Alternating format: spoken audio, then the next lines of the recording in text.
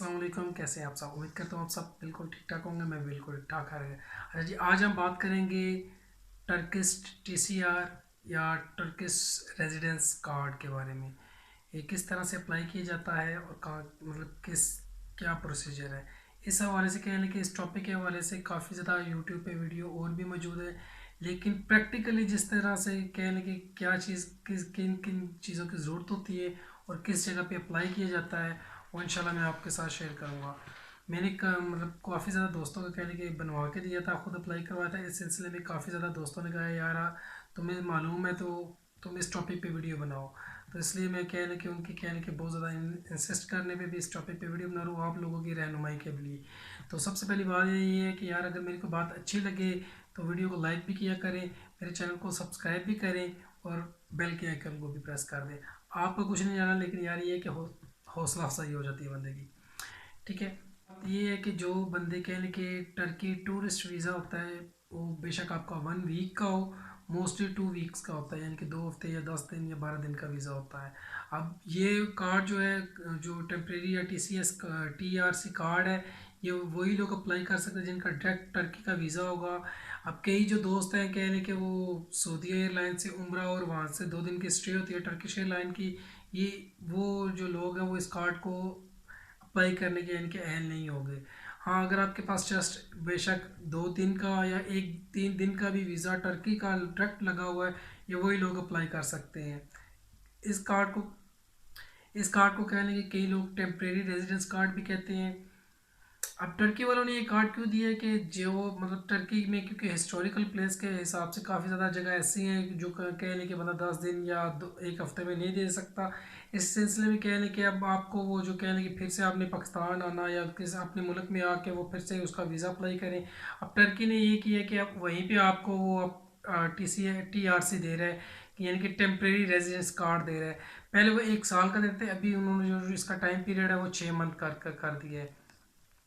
اچھا، اس حوالے سے جو آتے ہیں اپنے مین ٹاپک پر، یعنی کہ جی اس کارڈ کی جو موسٹ ویلیو وہ یہ ہے کہ استنبول شہر ہے جو اس کی جو مین ویلیو وہ زیادہ۔ اب کئی جو ایجنٹ لوگ ہیں مافیا، وہ کہتے ہیں نہیں یار آپ انطالیہ کے لے لو، آپ ازمیر کے لے لو، آپ اس کے لے لو، جلدی مل جائے گا، یہ وہ کافی زیادہ کہنے کے دور ہے۔ اور یہ مین جو اس کارڈ کی ویلیو، یا اگر آپ کو کارڈ کام کے لیے حوالے سے یا دوسرا چاہیے تو یہ آپ کو استنبول کا ہی ہے۔ استنبول شہر میں آپ کو کارڈ بنوانے کے لیے کہاں جانا پہ، کس جگہ پہ جانا پڑے گا اور کس سے کیا کیا چیزوں کی کن کن چیزوں کی ضرورت ہوگی، وہ انشاءاللہ میں آپ کے ساتھ شیئر کروں گا۔ سب سے پہلی سب سے پہلے نمبر پہ ہے آپ کا پاسپورٹ، جس پہ آپ کا ٹرکی کا ویزا سٹیمپ ہوگا، ٹھیک ہے۔ اس کی یہ کہ ویلڈٹی وہ آپ کو یہ ظاہر ہے اوبیسلی بات ہے یار 6 منتھ کی ہونی چاہیے، تبھی ویزا وہ سٹیمپ ہوگا، اور ٹرکی میں چلے گئی ہے تو وہ ظاہر ہے ویلڈ ہے۔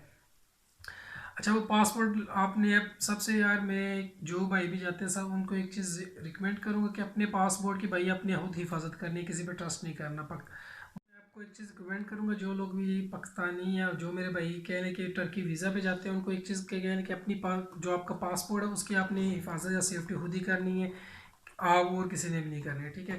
کیونکہ موسٹلی جو زیادہ لوگ ہیں یا زیادہ لڑکے جو رہ رہے ہیں وہ ٹرکی میں انلیگل ہوتے ہیں، اور پاسپورٹ ایک ایسی چیز ہے جس پہ کہنے کہ وہاں پہ میڈیسن بھی اگر لینی ہے تو وہ پاسپورٹ پہ ہے، اگر کسی کا علاج بھی کروانا ہے تو وہ پاسپورٹ پہ، اگر FIR یا درخواست یا کچھ بھی کروانا ہے تو وہ آپ کو پاسپورٹ ہی مین آپ کی چیز ہے، یا اگر آپ کو ایمرجنسی پاکستان آنا بھی ہے فار ایگزامپل تو آپ کا پاسپورٹ ہونا ضروری ہے۔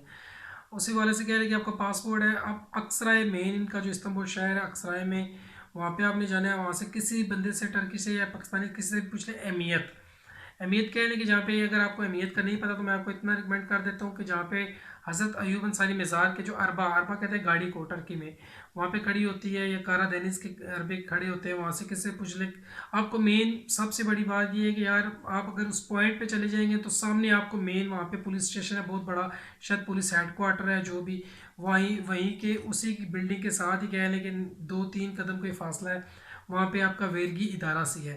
اب یہ آپ کا کارڈ وہیں پہ اپلائی ہونا ہے۔ سب سے مین اور پہلے جو آپ کو کس چیز کی ریکوائرمنٹ ہوگی وہ ہوتی ہے آن لائن اپوائنٹمنٹ، یعنی کہ جسے ٹرکش زبان میں کہہ لیں کہ ردوہ کہتے ہیں۔ उस सिलसिले में आप वहाँ पे जिस तरह से कह रहे हैं, यहाँ पे पाकिस्तानी कह रहे हैं पासपोर्ट ऑफिस के बाहर बैठे होते हैं, ये टाइप राइटर लेके, सेम इसी तरह से लीगल एडवाइज़र होते हैं टर्की में। उनकी वो छोटी छोटी ऑफिस हैं, शॉप से बनी हुई हैं, वहाँ पे अहमियत कार्ड की वो पिक्चर लगी होगी, वो सारी चीज़ें आपके सामने आ जाएंगी। मतलब वो उनका कह रहे हैं कि डेली रूटीन का काम है, रोज़मर्रा का काम है। आप वहाँ पे जाएंगे, वो आपको ऑनलाइन अपॉइंटमेंट लेकर देगा, शायद उस चीज़ के 50 लीरे यानी कि 80 लीरा लेगा आपसे, 50 रुपीज़ है, इससे ज़्यादा नहीं है। अब कई जो माफिया यानी कि एजेंट लोग बैठे हुए, जी हमने आपकी अपॉइंटमेंट लेके दिया ऑनलाइन, ये लेके दिया है तो आप हमें $200 दें, तो ये यार सिर्फ 50 लीरे लगते हैं, इससे ज़्यादा नहीं है। ठीक है। अब जो ऑनलाइन अपॉइंटमेंट है इस्तांबुल में कह लें कि 10 से 15 दिन की भी हो सकती है, क्योंकि इस्तांबुल शहर ऐसा है कि यहाँ पे और कंट्री के मतलब दूसरे ममालिक के भी लोगों ने अप्लाई किया होता है, जिनमें सूरियन है, अज़रबैजान है, उज़्बेकिस्तान है, काफ़ी ज़्यादा और भी कई मुल्कों के हैं। ये नहीं कि सिर्फ जस्ट हम पाकिस्तानी है, और भी कई कंट्री के लोग आपको वहाँ पे नज़र आएंगे अब सब वहाँ पे जो अप्लाई करते हैं। इसी वाले से दूसरी बात ये मैं आपको रिकमेंड करता चला जाऊँ कि अगर आपके पास तो किराली को टिपू मौजूद है तो फिर तो ठीक है, अगर नहीं भी है तो फिर भी कोई टेंशन नहीं, घबराने की कोई ज़रूरत नहीं मेरे भाई। अगर आपको टर्किश नहीं भी आती तब भी कोई टेंशन नहीं है। जैसे ही आपकी वो यानी कि ऑनलाइन अपॉइंटमेंट निकाल के देगा। हाँ, एक और आपको मैं यहाँ पे एक बात बताता चलूँ कि टर्की इस्तांबुल में क्योंकि काफ़ी ज़्यादा लोग अप्लाई करते हैं, जो इनका जो मेन इनकी वेबसाइट है जिससे ऑनलाइन अपॉइंटमेंट लेते हैं, वहाँ पर का क्या है कि मेन मोस्टली लिंक जो है वो डाउन ही रहता है। अगर आप इसको 50 रुपीज़ अपने पे कर दो, वो आपके यानी कि पासपोर्ट की फ़ोटो कापी करके रख लेगा। वो जैसे ही उसका लिंक या कनेक्ट होगा, वो आपकी ऑनलाइन अपॉइंटमेंट ले लेगा, आपको मैसेज कर देगा कि भाई आपकी ऑनलाइन अपॉइंटमेंट आ गई है, आप आके वो पेपर वसूल कर लें। वो आपको एक पेपर देगा जिसमें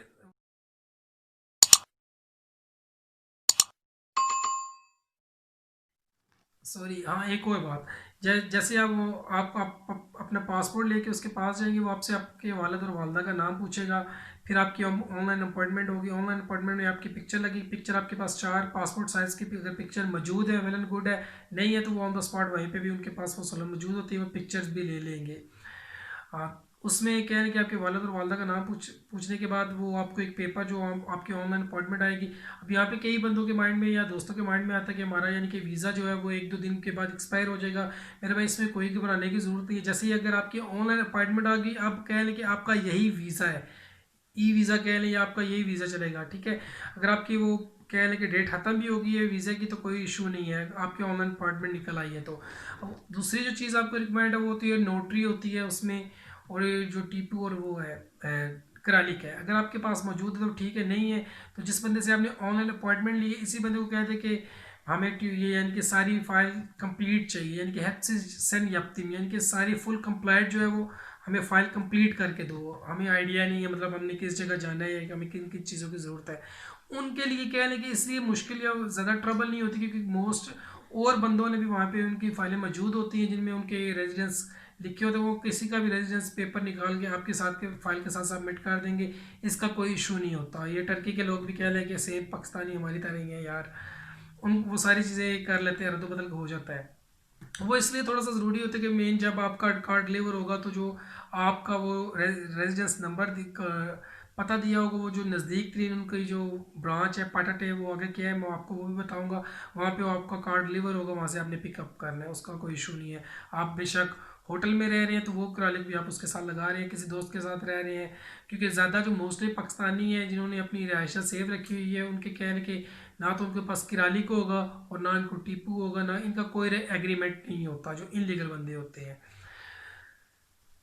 अब आपकी ऑनलाइन अपॉइंटमेंट के बाद जैसे ही आपने उसको फाइल कंप्लीट करवाने के लिए देनी है तो नोटरी होती है। अगर आप नोटरी के अगर आपके पास किराली या वो मौजूद है, आप नोटरी खुद से करवाना चाहें तो कोई इशू नहीं है। गूगल मैप पे आप नोटरी ऑफिस लिखेंगे, जो भी नज़दीक तरीन यानी कि होगा वो आपको बता देगा कि इस कदम पे यानी कि नोटरी ऑफिस है, या वहाँ से टैक्सी करके 10 से 15 रुपये लेगा, आपको नोटरी ऑफिस में उतार देगा।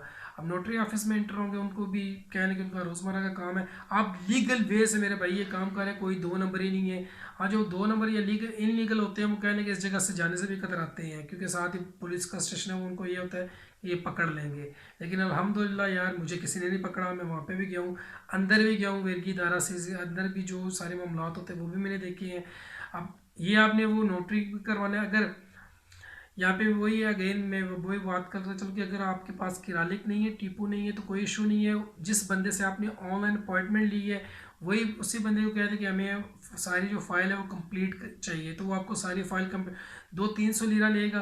वो आपके साथ वो कह लें कि वो आप जिसमें आपको नोटरी भी करवा कर देगा, और आपके वो जो कह लेंगे डॉक्यूमेंट्स है रेजिडेंस के कोई भी वो किसी के भी लगा के वो अपना कह लेंगे 200-300 लीरा जो कमीशन है उसका वो उसने ले लेना है, फाइल आपकी सबमिट कंप्लीट करके दे देनी है। अब इसके बाद जो आपकी ऑनलाइन अपॉइंटमेंट है, फॉर एग्जांपल वो 10 तारीख की है या 15 तारीख की है, जिस तारीख की भी है उस तारीख को फिर आपने उसी जगह उसी पॉइंट पे आना है। अहमियत में उसी के साथ 2 बिल्डिंग्स ब्लॉक बने हुए हैं जिसे वेरगी इदारा से कहते हैं, उसके अंदर जाएंगे। जैसे ही इंटरेस्ट पे मेन आप आएंगे तो वहाँ पे कह लें कि चिट होती है सिरा वाइज या पर नंबरिंग वाइज वो बंदे अंदर जा रहे होंगे। जैसे आपने अंदर दाखिल होंगे, मेन इंटर में होंगे, वहाँ पे एक टेबल या मेज़ पड़ा होगा, वहाँ पे एक पेपर पड़ा होगा जिसमें टर्की में और इंग्लिश में आपने अपना नाम लिखने हैं, आपके अन्य बाबा, और अपना पासपोर्ट नंबर या इस तरह से एज पूछेंगे, मेल ये वो फाइल सबमिट करनी है, यानी कि वो पेपर कंप्लीट करके वो भी अपनी फाइल के साथ सबमिट कर लेना है। यहाँ पे मैं एक बात आपके साथ ज़रूर कहना चाहूँ कि जैसे ही अगर आपका ये पूरा प्रोसीजर हो रहा होगा उसमें जैसे आपकी फ़ाइल कंप्लीट हो रही होती है, तो मैं आपको एक चीज़ रिकमेंड कर दूँ कि इस फाइल की कह लें कि एक फ़ोटो कापी, जैसे एक फ़ाइल आपकी ओरिजिनल है दूसरी फ़ोटो कापी आप अपने पास एज अ प्रूफ सेव रखें कि बाद में भी आपको इस चीज़ की ज़रूरत पड़ेगी, या आप एक प्रॉपर वन वे से आ रहे हैं वो आपके पास रिकॉर्ड मौजूद होगा। ठीक है, ये चीज़ आप अपने माइंड में रखिएगा कि उस वक्त ये चीज़ें माइंड में रखिएगा कि एक चीज़ की एक फ़ाइल अगर आपने जो ओरिजिनल जमा करवा रहे हैं उसकी फ़ोटो कापी अपने पास सेकंड यानी कि उसकी करवा के रख लें। 1 रुपये की यार फ़ोटो कापी होती है, कोई इतना इशू नहीं है वहाँ पे। तो जैसे ही वो आप फाइल यानी कि अपना वो पेपर सबमिट करके अंदर जाएंगे, अंदर बहुत बड़ा हॉल है, कहने के 25 से 30 काउंटर लगे हुए हैं, क्योंकि इस्तांबुल शहर ऐसा कि बाकी ज़्यादा भी मुल्कों के ज़्यादा इस्तांबुल में अप्लाई करते हैं, जहाँ पे रश भी ज़्यादा होता है, इसलिए 25-30 काउंटर है। जैसे वो आपका नंबर जिस काउंटर पे आएगा वहाँ पे आपने जाना है, यहाँ पे आपकी स्कोरता फीस जो है वो एज आप खुद ही जमा करवाएंगे, वो आपने ही जमा करवानी है। वो यानी कि कह रहे कि जो ऑनलाइन अपॉइंटमेंट लेके देगा वो बंदा नहीं जमा करवाएगा। कई कहते हैं जी हम जमा करवा देंगे, वो उस बंदे ने नहीं जमा करवानी मेरे भाई, ये आपने खुद जाके वहाँ पे जमा करवानी है अपने हाथ से। ठीक है, कोई किसी बंदे पे ट्रस्ट दूसरा नहीं करना कि ये इसको होता फीस है, लाइफ इंश्योरेंस या टैक्स फीस कह लें, ये आपने वहाँ पे अंदर जाके पे करनी है। वो कह लें कि डॉलरों में होती है 200-300 या जितना भी होगा, इतनी मतलब मोस्टली ज़्यादा से ज़्यादा यार 600-700 लीरा होता है ये जो आपकी वो कहने की मुकम्मल फ़ीस होगी उस कार्ड की पे करने की। अच्छा, ये आप आपकी पूरी फ़ाइल मुकम्मल कंप्लीट और सबमिट हो गई, वो फ़ाइल वहाँ पे आपकी जमा कर लेंगे। हाँ, अगर उसमें कोई मिस्टेक या इशू है वो आपको मैसेज करके बता देंगे, जो नंबर आपने फ़ाइल में अपनी में सबमिट किया होगा कि हमें हमारी इस चीज़ की ज़रूरत है। अब तो कोई भी इस इतनी वो नहीं करते कि इस चीज़ का इशू है ये वो, इंशाल्लाह सारी फ़ाइल कंप्लीट हो जाती है। उससे कहने कि फिर अगेन 25 से 20 दिन का प्रोसीजर होता है, जिसमें आपका कार्ड बन के जो आपका वो पीटीटी इनकी, जैसे हमारे कहने की पोस्ट ऑफिस है या टीसीएस है, वहाँ पे पीटीटी पाटाटे उनकी एक कहने की ब्रांच है या फर्म है, वहाँ पे वो आपका कार्ड डिलीवर हो जाएगा। आपके नंबर में मैसेज आएगा कि आपका कार्ड बन के इस जगह पे मौजूद है। अगर तो आपको उस जगह का पता है तो आप वहाँ पे चले जाएं और कार्ड अपना पिक कर लें।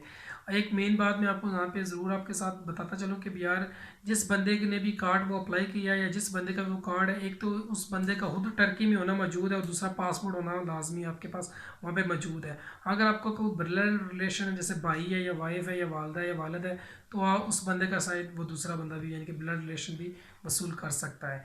लेकिन जिस बंदे का मेन यानी कि वो कार्ड होता है उस बंदे का टर्की में होना लाजमी है। कोई इसमें मुश्किल नहीं है। ये जो कह रहे हैं कि पाकिस्तानी एजेंट या माफिया लोग हैं जब हरामसूर खाने वाले हैं जी, 2 लाख लगता है जी, 3 लाख लगता है, मेरे भाई टोटल 1500 लीरा भी इस पूरी फाइल और पूरे कार्ड का नहीं है। ये मैंने बात की है रेड कार्ड जो है टेम्परेरी रेजिडेंस कार्ड है, जिसपे आप पाकिस्तान भी आ जा सकते हैं, कहीं पे भी आ जा सकते हैं, ये उस कार्ड की। दूसरा जो ब्लू कलर का कार्ड है जो वर्क परमिट कार्ड है, या इसको ब्लू में किस किस तरह से कन्वर्ट करते हैं या वर्क परमिट किस तरह से लगवाते हैं, वो इंशाल्लाह मैं अपनी आने वाली इंशाल्लाह नेक्स्ट वीडियो में आपके साथ ज़रूर शेयर करूँगा। उम्मीद करता हूँ आपको मेरी बात पसंद आई होगी। अगर कोई मेरी बात यार पसंद आई हो तो मेरी वीडियो को लाइक किया करें, शेयर किया करें और मेरे चैनल को भी सब्सक्राइब कर दें। अल्लाह हाफिज़।